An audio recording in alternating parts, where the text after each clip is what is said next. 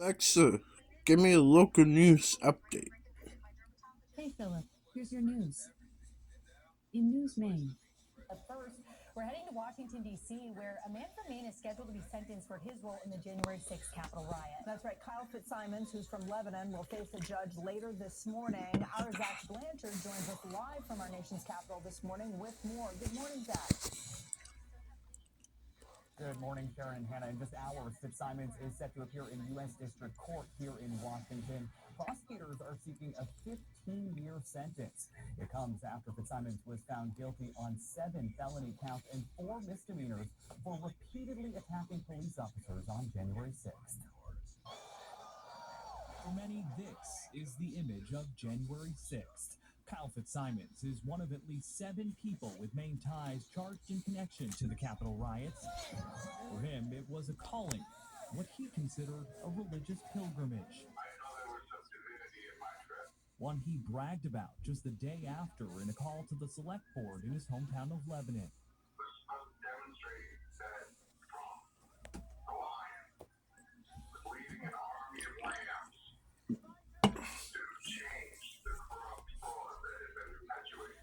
He even left a voicemail for Maine Congressman Jared Golden, where he continued to spew false claims the 2020 presidential election was rigged. I am asking for your courage, sir.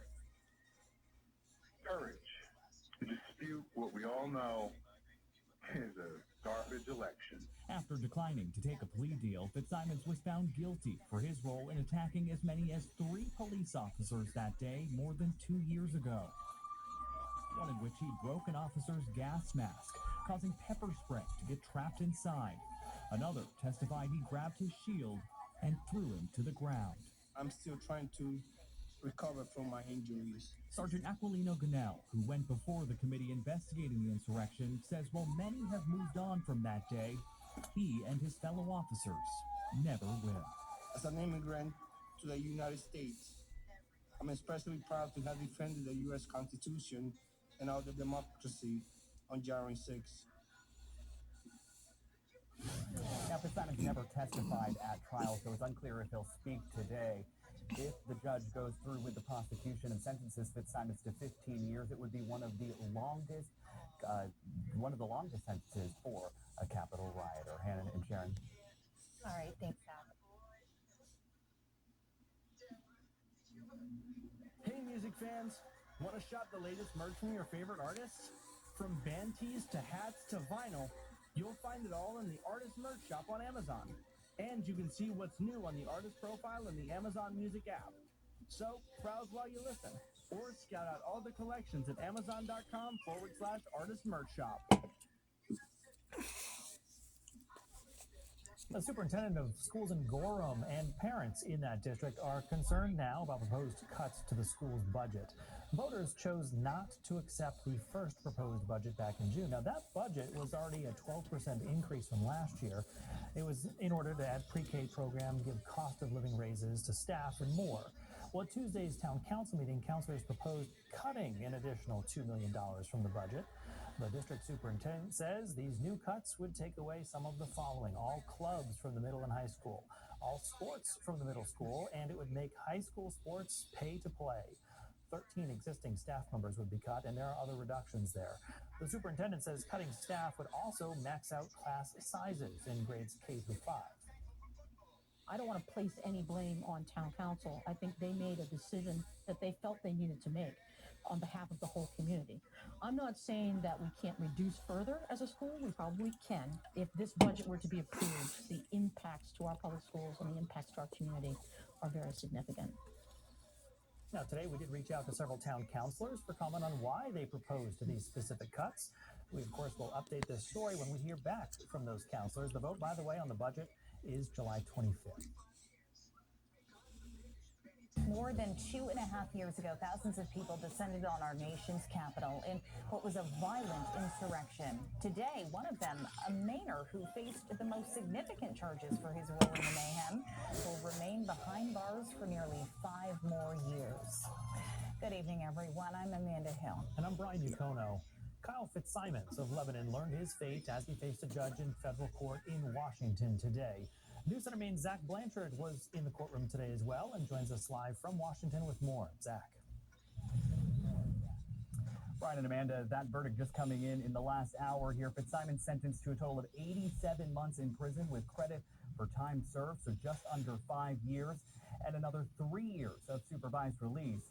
It comes after he was found guilty for 7 felony counts and 4 misdemeanors for repeatedly attacking police officers on January 6th. Kyle Fitzsimmons has never shied away from his involvement in the riot at the U.S. Capitol. For him, it was a calling, what he considered a religious pilgrimage. I know there was some divinity in my trip.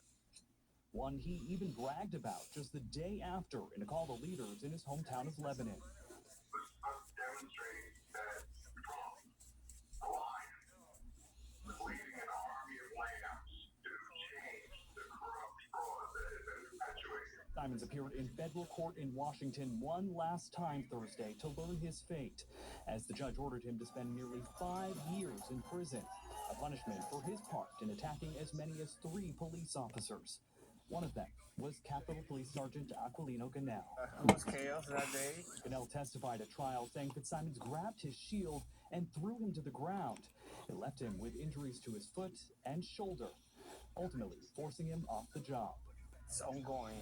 No matter what I try to do, these are lifelong injuries. I had to adjust my life to those limitations that I have.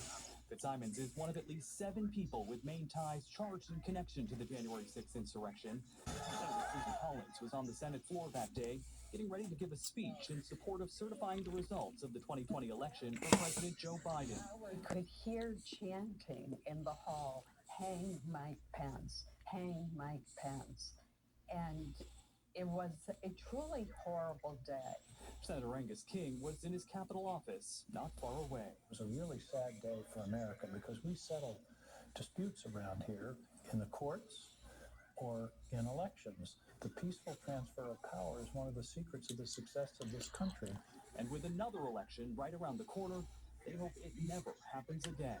To see people, my fellow Americans, storming the Capitol was something I never thought I would see. That was an attack on our democracy. As for Ganell, now retired from the force, he will never forget January 6, 2021, a day that changed his life and the country forever. I'm a piece of myself, so it'll be up to him and his God to forgive himself or seek atonement for it. Now, in addition to having to spend just under 5 years in prison, Fitzsimmons was also ordered to pay $2,000 in restitution. He even spoke in court today for the first time, saying, quote, "I came to D.C. to be part of history and to have my voice heard. Instead, I undermined the entire process I came to protect." Live in Washington, Brian Amanda. Alexa, stop the news. Alexa, give me the weather forecast for Lewiston, Maine for the next 7 days. In Lewiston for the next 7 days, Friday, 81 degrees Fahrenheit and thunderstorms. Saturday, 83 degrees and thunderstorms. Sunday, 77 degrees and rainy weather. Monday, 84 degrees and lots of clouds. Tuesday, 83 degrees and lots of clouds. Wednesday, 81 degrees and partly sunny weather. Thursday, 76 degrees and lots of clouds. Alexa, give me a sports update. Here's your sports update. In baseball, the Cubs and Red Sox face off tomorrow night at 8:05 p.m. Alexa, thank you. And thank you. It takes a team. Well, you can't spell team without meat.